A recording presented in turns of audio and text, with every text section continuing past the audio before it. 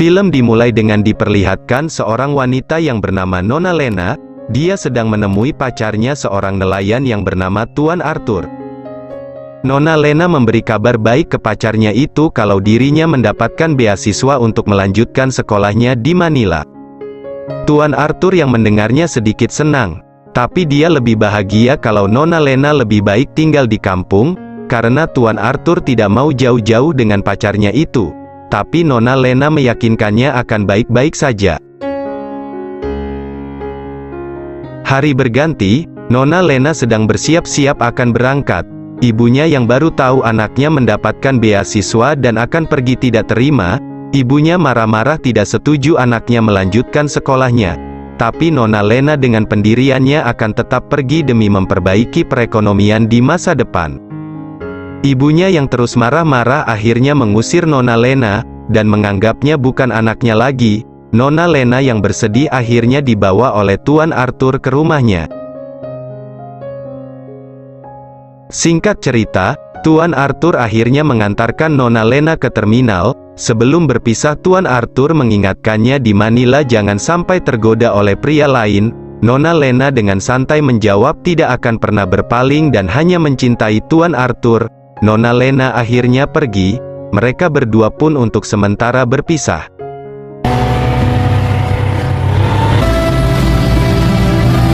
Setelah beberapa hari, Tuan Arthur melakukan panggilan video. Dia menanyakan kabar dan sisa uang yang ada. Walaupun uangnya masih ada, tapi Nona Lena merasa tidak enak dan akan berniat mencari kerja sampingan. Mendengar hal itu, Tuan Arthur melarangnya. Nona Lena lebih baik fokus ke sekolahnya. Masalah biaya hidup, Tuan Arthur sendiri yang menanggungnya. Dari sini dia mulai berpikir bagaimana mencari uang lebih untuk membiayai Nona Lena. Tuan Arthur akhirnya rela bekerja apa saja demi mendapatkan uang. Singkat cerita, setelah 1 tahun, Nona Lena akhirnya pulang kembali ke kampung halamannya. Dia dijemput oleh Tuan Arthur di terminal, dan segera kembali menuju rumahnya. Sesampainya di kediamannya, kedua orang tua Nona Lena sekarang sudah berubah sikap. Dia sekarang menerima Nona Lena kembali sebagai anaknya. Mereka juga menyiapkan hidangan untuk warga sekitar, untuk merayakan kedatangan putrinya itu. Sebelum hidangan disantap, Tuan Arthur dengan cepat melamar Nona Lena di depan kedua orang tuanya dan warga sekitar. Tapi tidak disangka, Nona Lena menolak lamaran Tuan Arthur. Dia pun segera pergi, dan Tuan Arthur segera mengejarnya. Sedangkan kedua orang tuanya yang kebingungan segera menyuruh warga untuk menyantap hidangannya. Tuan Arthur terus memohon agar Nona Lena tetap mencintainya. Dia rela menunggu Nona Lena menyelesaikan studinya kalau emang belum siap. Tapi Nona Lena hanya bisa terdiam dan segera meninggalkan Tuan Arthur yang bersedih. Keesokan harinya, Nona Lena kembali berbicara dengan Tuan Arthur. Dia memberitahunya akan kembali ke Manila. Di sini juga Nona Lena berterus terang kalau dirinya punya pacar lain di Manila. Tuan Arthur yang mendengarnya sedikit marah. Tapi lagi-lagi dia memohon agar tetap mencintainya dan jangan meninggalkannya. Tapi Nona Lena kembali pergi. Setelah beberapa hari, orang tidak dikenal muncul di rumah kedua orang tua Nona Lena. Dia menanyakan keberadaan Nona Lena. Setelah diajak berbicara, ternyata pria itu bernama Tuan Onji. Dia pacar Nona Lena di Manila. Setelah sedikit ngobrol, Tuan Onji kembali menanyakan Nona Lena. Karena di Manila dikontrakannya tidak ada, dan teleponnya susah untuk dihubungi. Mendengar hal itu Ibu Lena terkaget. Soalnya beberapa hari lalu Nona Lena sudah berangkat ke Manila. Kedua orang tuanya mulai panik. Mereka segera menemui Tuan Arthur untuk menanyakan keberadaan Nona Lena. Tapi Tuan Arthur juga bilang sudah beberapa hari mereka tidak bertemu.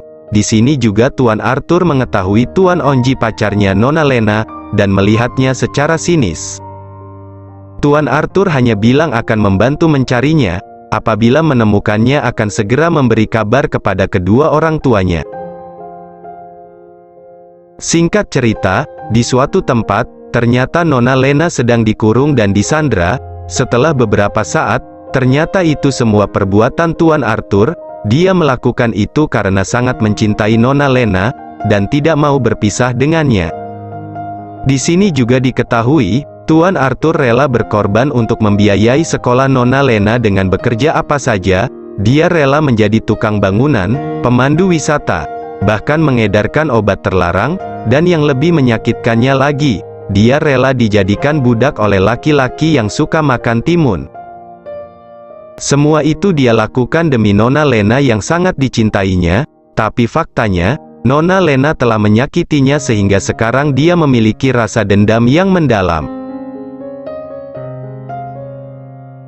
Hari-hari Nona Lena terus dikurung di tempat tersembunyi.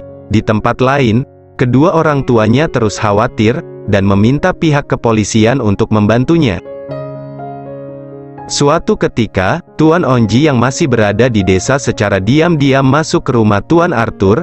Dia mencari Nona Lena di sana, tapi yang ditemukannya hanya barang-barangnya dan teleponnya saja. Saat hendak pergi, Tuan Arthur sudah menghadangnya. Dia langsung menghabisi Tuan Onji di tempat sampai tewas. Setelahnya, Tuan Arthur terus melakukan hal-hal aneh kepada Nona Lena. Suatu ketika, Nona Lena punya niatan akan melarikan diri, dan kesempatan itu pun akhirnya tiba. Saat Tuan Arthur tertidur, Nona Lena segera pergi. Tapi tidak lama, Tuan Arthur berhasil menangkap kembali. Nona Lena terus melawan, dan tidak disangka-sangka, dia berhasil melumpuhkan Tuan Arthur dan melukainya sampai tewas. Nona Lena akhirnya selamat, dan segera pergi untuk mencari pertolongan, dan akhirnya, film pun selesai.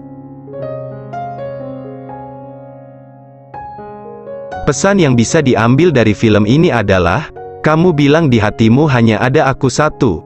Ternyata benar, satu di sana, satu di sini. Terima kasih.